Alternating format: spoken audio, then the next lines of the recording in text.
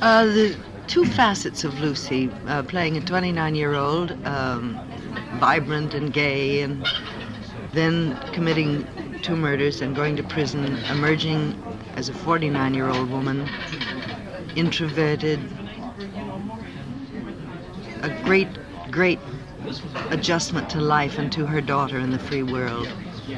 And I just love to dig into characters and kind of find things that make them interesting. And it was a great challenge to me. In other words, it has very distinct human qualities. Mm-hmm. Good. I very much enjoyed your performance in Baby Jane, and of course it was tremendously successful. This must have been a great source of satisfaction to you. Yes, it was indeed, because I was the one that started the whole thing. I wanted to do a picture with Bette Davis since 1943 when we were at Warner Brothers together.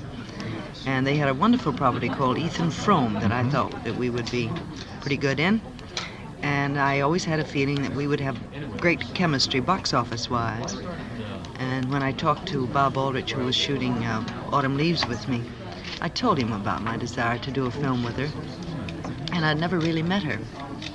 And when he went to Rome for 4 years to make pictures, I sent him a script and said, "Do you think this is all right? Would you like to do this with Betty and me?"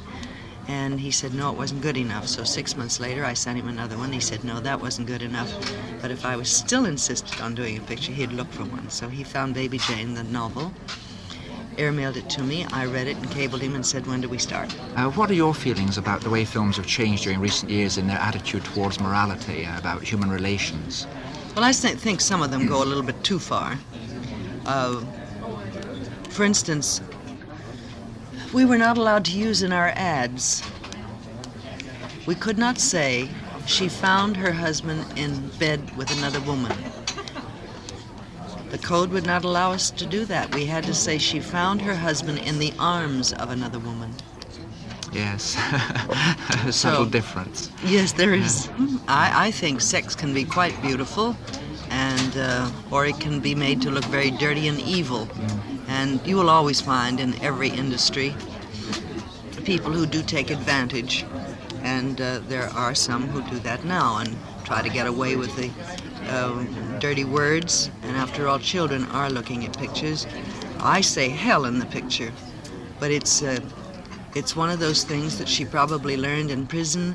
And when she looks at herself 20 years ago at a bust that her daughter has done, her daughter's a sculptor, she says, my, I've changed 20 years. It's a hell of a long time. But it was so natural, it came out. It didn't come out in the rehearsals. It came out once the camera was going, once you got the emotion. And we left it in. Because that's the only time we used any words like that in the picture. And what are your feelings about Hollywood these days? You went back, did you make this film at Columbia Studios? I think you create your own atmosphere. And pictures are pictures, and I love Hollywood, and I'm so grateful to it and to my years there, because that was my whole education. I grew up publicly, and I had no formal education. So everything I have, I really owe to the motion picture industry. Thank you very much, Ms. Crawford. Thank you. Prattley at the Movies, a review of the film world here and abroad with Gerald Prattley. This week's program was called A Light Look at Horror, with Michael Gough, Alfred Hitchcock, and Joan Crawford, and music from The Horror of Dracula by James Bernard, and from Psycho and Vertigo by Bernard Herrmann. This is Frank Herbert speaking. I happened to meet the director, who was the producer, who really directed it as well as producing it. He did have a director, but he in fact produced it himself. This was... Herman Cohen. That's right, yes. And I liked him very much, and we got on very well together while we were talking about it. And we discussed this whole business of horror pictures and things. And the more fantastic and the more outrageous they are, I said, the more I like them. Mm-hmm. It seemed to me to make people believe the absolutely impossible. There was an achievement. Whereas just to make people be shocked by cruelty and so on, there's no great art in this or no great skill in this, but to really carry them away and frighten them out of their skins by something which is quite impossible, then this seemed to me to be something to achieve. And I do believe, too, that the fact that people are frightened and can be frightened releases them, in a way, from fears and things which they nurse. Do you know what I mean? It's hard to explain quite, but secret fears and things are released in the cinema by horror, but not by just violence for violence's sake and so on, you know, the sort of nasty films. And the ones that I've done, I hope, have been sufficiently fantastic and sort of absurd, and yet we've managed to make people believe that it's possible. Well, and we don't mind if they laugh, you know. If it's so outrageous that they laugh, then this is good, because the laughter is what we're after as well. Did Conga and the Black Zoo and Dracula, and I suppose, too, the Phantom of the Opera could be described as horror. Yes, so of course. Actually, I'm a great fan of Vincent Price's, and I think he's a real horror man that I admire greatly. I think he is marvelous at it.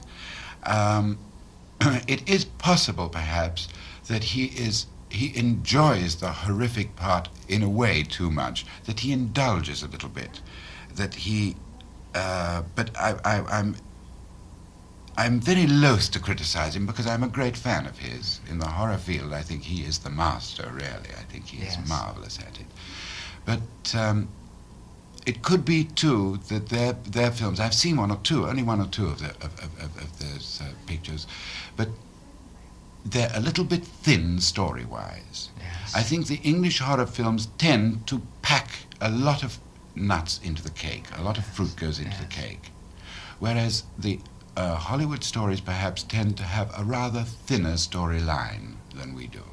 Yes. And it's a mounting horror in the English films, perhaps, which gives them their particular impact. Mr. Price is a master at costume work. I think he handles costume beautifully. I think that he's very good at but then perhaps his supporting. But then so do you. I mean, this is another thing, to be able to wear the clothes of a period and to walk in and to move about and to act as if you are part of the period. It must require a certain amount of skill that way. I mean, people think of acting as always projecting a character, but then that projecting of a character also goes to wearing clothes properly and presence. Oh yes, that is true, but then this is something which one picks up along the line. I've been at it for many years now, so that purely acting-wise, it's experience which one gains over the years of handling costume and so on. But also, I'm very interested in going to art galleries and so on, not only to see the paintings, but also to see the clothes they wore and how they wore them. Mm-hmm. I think that, and the way you cannot embrace a lady when she has got a huge, great flowing dress on, in the same way that one would embrace a lady if she's wearing a little cocktail dress, or wearing the whole attitude of people towards each other. This comes out very, very strongly in looking at pictures and things, which I do.